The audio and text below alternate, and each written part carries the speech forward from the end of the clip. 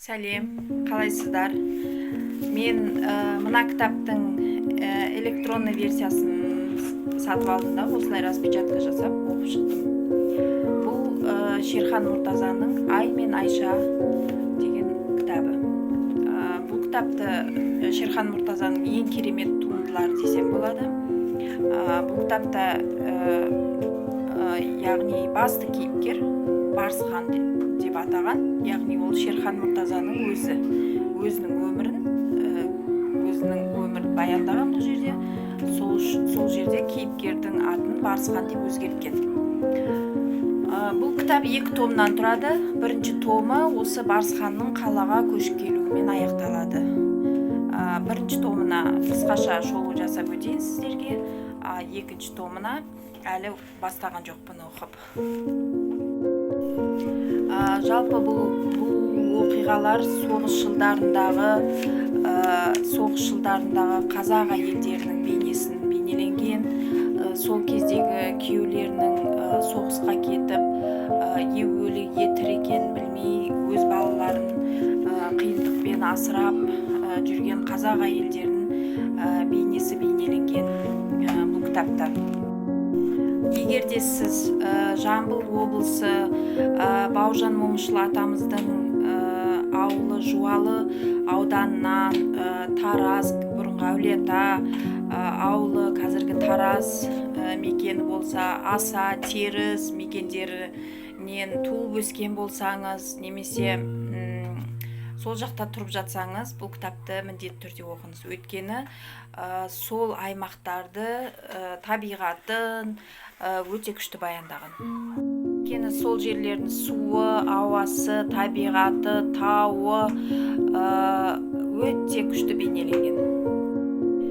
Барсханның сол Жуалы ауданынан шығып, қазіргі Бурныйдан шығып, бері қарай Тараз қаласына дейін есекпен апталап жүрген кездегі жүріп келе жатқандағы таулы жерлері, суларын, қандай ауасы керемет екенін, осы аймақтардың соның бәрін күшті бейнеленген автор. Керемет суреттеп берген. Бұл жерде Айша, Барсханның анасы, 28 жасында 3 баламен жесір қалады. Оның күйеуі Мұртаза халық жауы деп аталып, сол күйеуін көрмей кеткен. Соғыс жылдары Айша 3 баламенен жейтін тамақтарын таба алмай, қиын қыстау кезеңдерді бастан өткізеді. Бір үзім нан олар үшін өте қымбат болады. Бір үзім нанды олар сандыққа кішкентай сары майды сақтап, солай жеген, сондай күндерді көреді. Бұл кітапта шүкіршілігімізді арттыруға келгенде өте керемет кітап. Айша кешке дейін поляда қызылша терумен поляға кетеді. Барсхан 2 інісін қарайды, сөйтіп ауылда бұзықшылығын жасап, сол балалық шағы туралы кітапта өте күшті баяндаған. Кітаптың бір ерекшелігі әр оқиғаға бөлек-бөлек тақырып арнаған. Мысалы, бір оқиғаны айтқысы келсе, автор соған тақырып арнаған, басқа тақырыпқа, басқа оқиғаға, басқа тақырып деген сияқты. Солай жазылған кітап. Қиын қыстау кезеңдерде Айша бір қатты жылап алып, одан кешке жатарда айдың түскенін көріп, сол айға өзінің мұңын айтып, сол аймен сөйлесіп, бүкіл мұңын айға, өз әңгімесін айға айтатын болған. Бұл ауылда халық жауының әйелі деп, халық жауының отбасы деп, бұл отбасына күн бермеген адамдар да болды.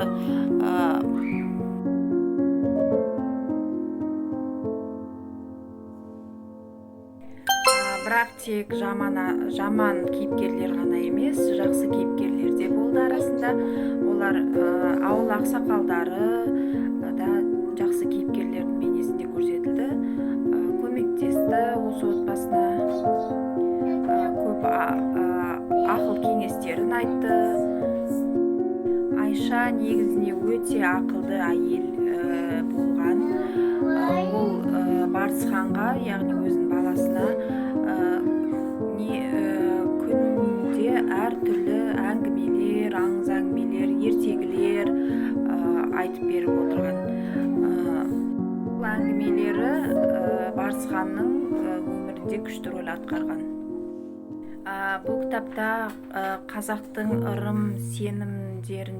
ырымдарында күшті бейнелеп көрсеткен, яғни әйел адамның шашын жерге тастамау керек деп оқиғаларда айтылады.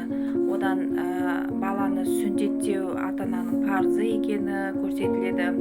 Одан қымыздың адам өміріндегі пайдасын айтып жеткізген. Бірде Барысханның досы қатты жөтеліп ауырып қалады. Сол кезде Барысхан сол қымыздың жөтелге пайдасы бар екенін, яғни иммунитетке пайдасы бар екенін біліп, сол қымызды бір өзінің бастығынан алуға баратын сол жерде айтып жеткізген. Сол қымызды алып келе жатқанда жаңағы бастығының әйелі бір кесе қымыз құйып береді.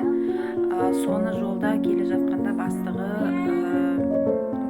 жаңағы колхоз бастығы өзін төгіп жібереді де, содан Барысхан, енді бала ғой, бізде қатты іші ашиды.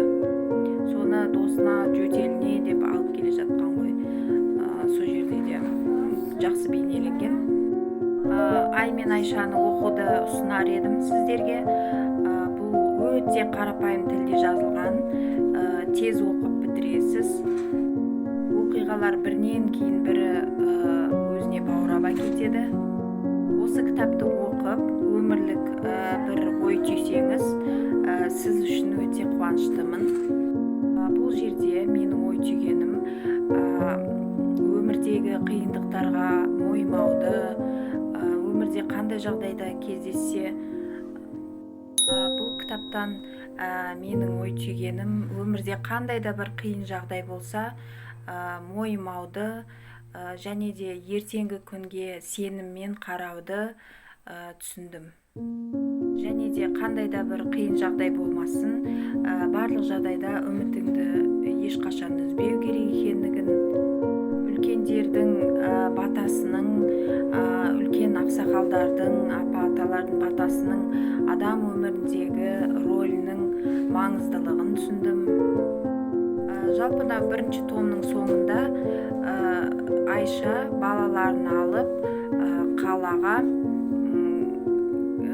көшеді. Оны ауылдан Жуанқұл жаңағы бастығы қуып шығып балалармен, сөйтіп бұл қаладағы әпкесіне көшіп келе жатуымен аяқталады. Мені тыңдағандарыңызға рахмет.